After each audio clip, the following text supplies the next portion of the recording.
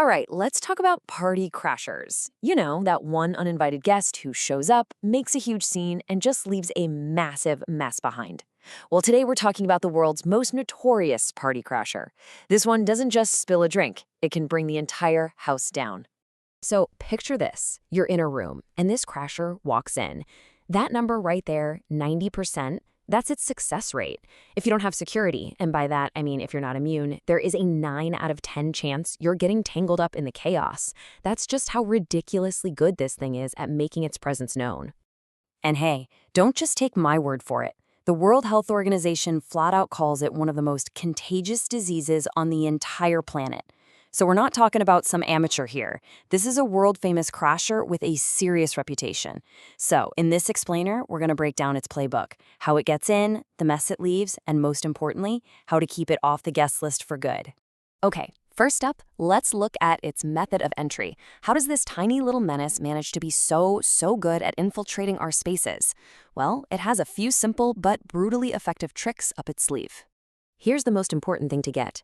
Measles is an airborne virus. It basically sets up camp in an infected person's nose and throat, and it doesn't need a special invitation to get around. Every single cough, every sneeze, heck, even just breathing, sends this virus floating out into the air, just looking for its next target. But what's really wild is how long it sticks around. Not only do these infected droplets fill the air, but the virus can just hang out. It stays active and contagious for up to 2 hours after the person has already left the room. It's like a little ghost haunting the party. And that's why it's so incredibly contagious, that just one infected person can start a chain reaction that infects as many as 18 other people. It's just staggering. Right, so once this crasher is inside, it doesn't just stand in the corner. It starts making a serious mess. And we're not talking about a few broken glasses here. The damage can be severe and it can be long-lasting. So let's take a look at the report card. The whole thing unfolds in a really specific telltale pattern. First, it just seems like a really bad cold. You get a high fever, a cough, a runny nose.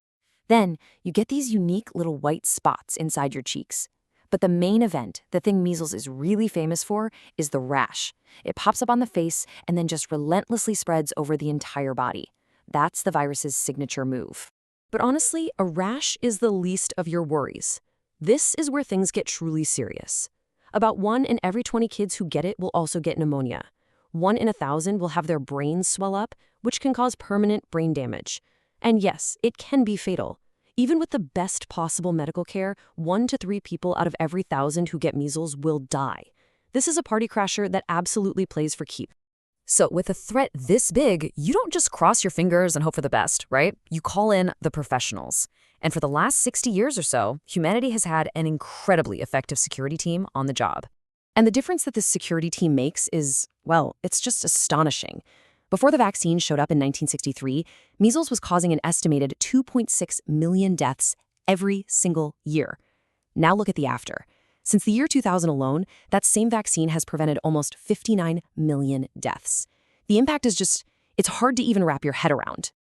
And you know the best part? This isn't some brand new experimental tech. The measles vaccine has been our reliable go-to security for about 60 years.